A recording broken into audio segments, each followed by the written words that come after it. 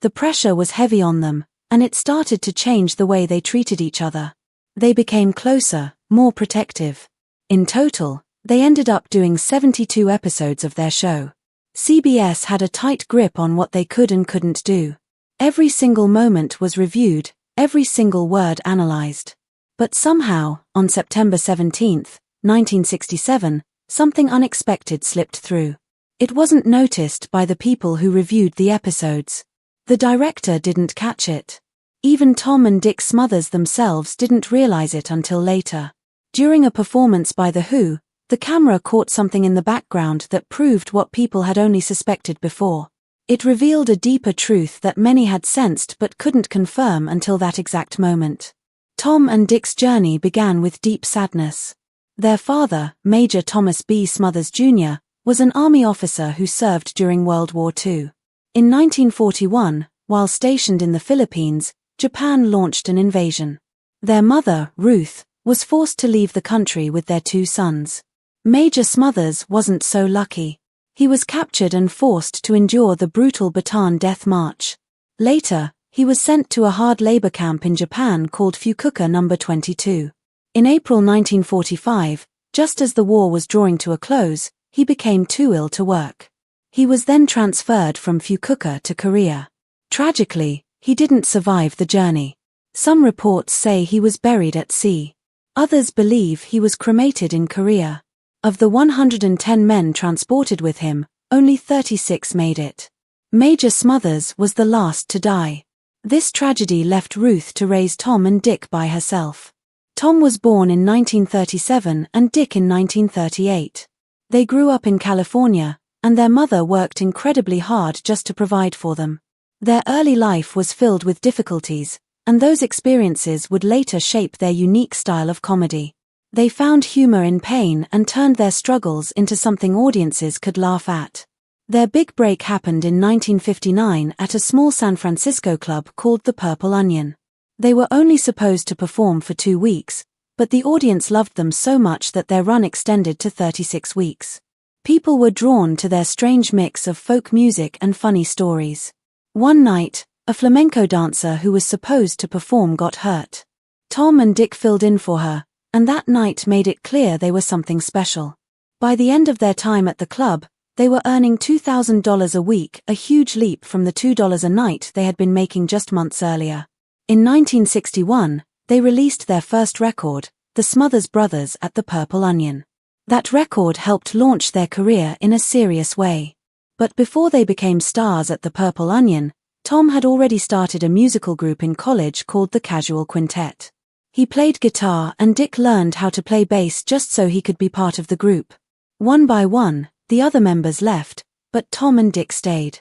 They began adding jokes between songs to fill up time, and soon they realized that the audience laughed harder at their jokes than they clapped for the music. Their comedy style was born from this discovery. They leaned into it. The dynamic of the innocent, confused Tom and the more serious, logical Dick became their signature.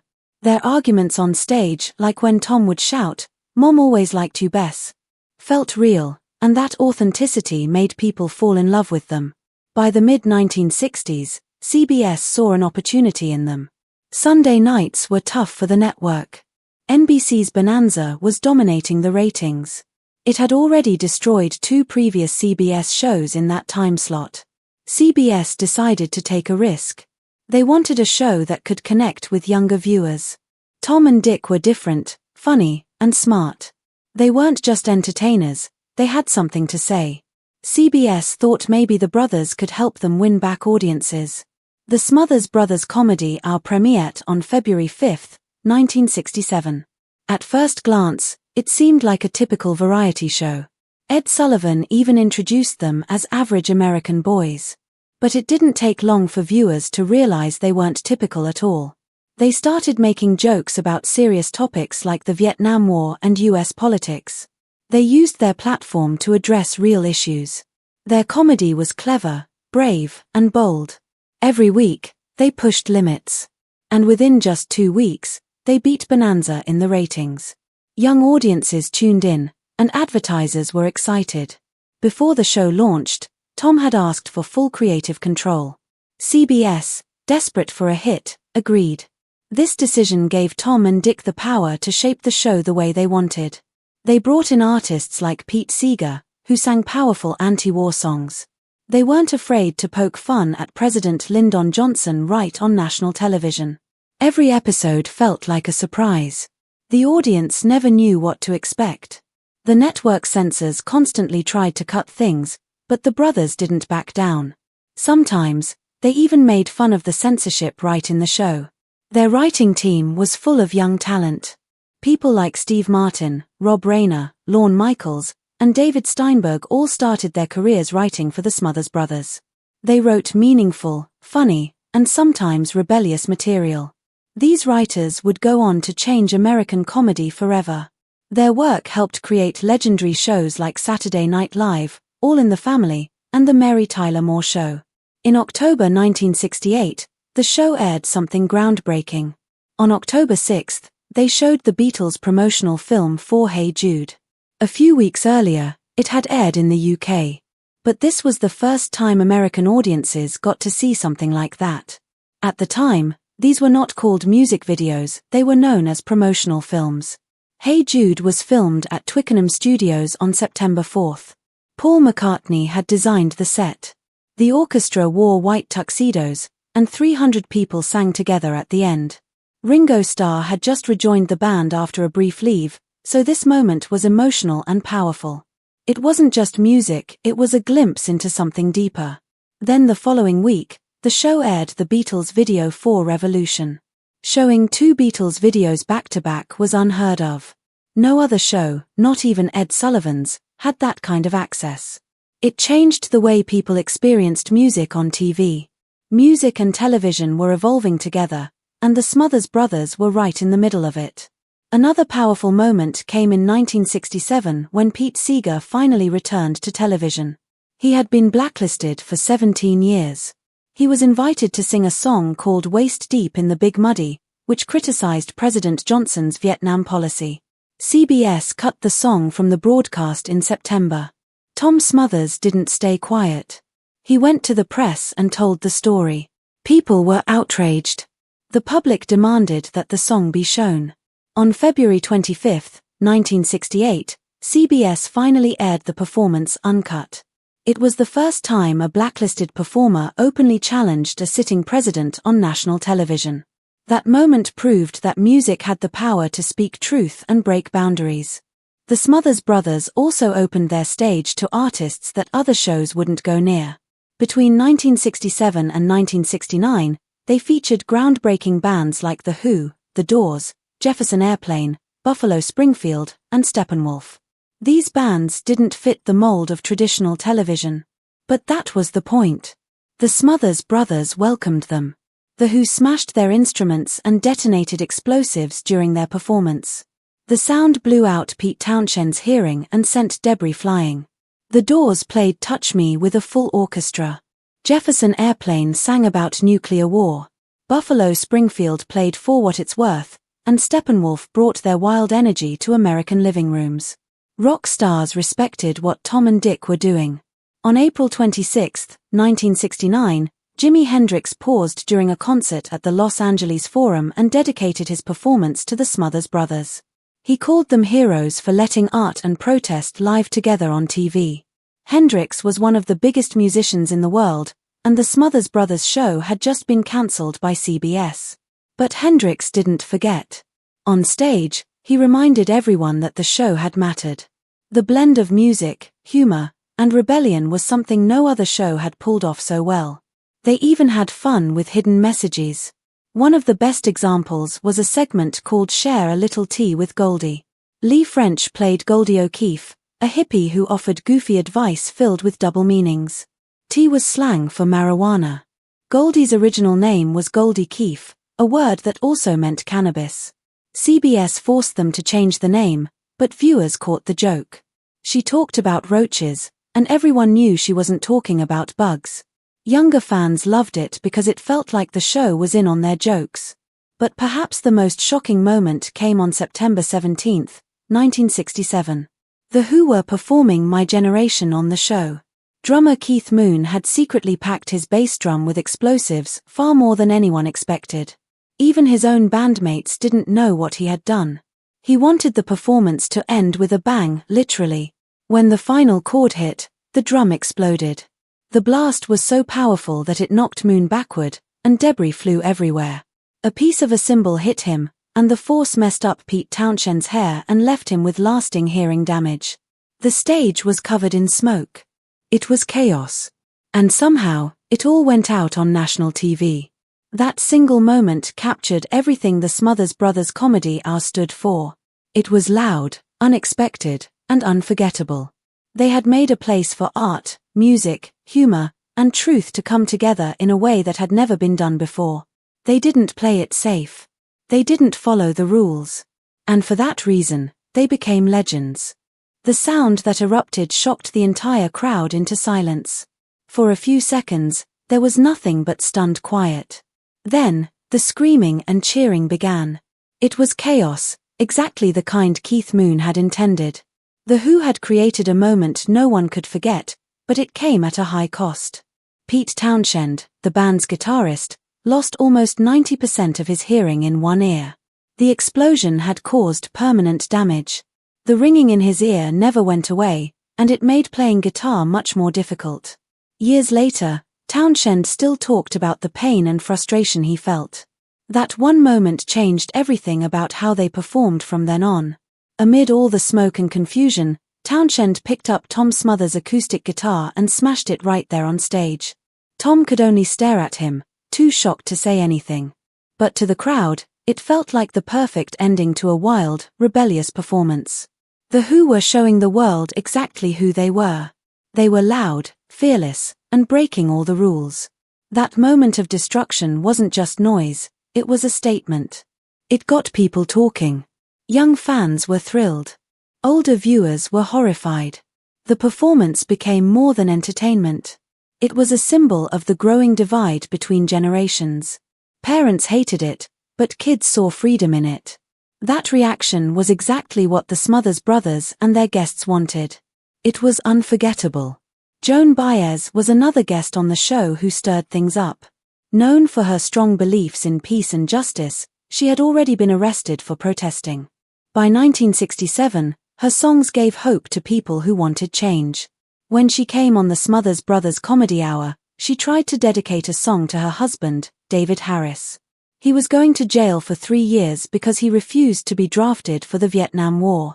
Baez said she was proud of him. But CBS didn't let her full message go on air. They cut most of what she said, leaving only a vague introduction before she began to sing. That moment showed how nervous CBS was about upsetting the government and their sponsors. Even the president, Lyndon B. Johnson, was watching closely. He stayed up late one night, until 3 a.m., just to call CBS and tell them to control the Smothers Brothers. After that, Nixon also pressured the network. In 1968, Harry Belafonte appeared on the show and sang a song while images of police beating anti-war protesters played on screen. The footage came from the Democratic National Convention in Chicago. The segment was emotional and powerful. But CBS pulled the whole thing before it ever aired. They even sold the 5-minute slot to the Republican Party for campaign ads. What was meant to be a protest turned into promotion for the politicians being criticized. It was clear who CBS wanted to please. By the end of 1968, CBS was putting enormous pressure on the Smothers Brothers. Every word in their show had to be reviewed long before airing.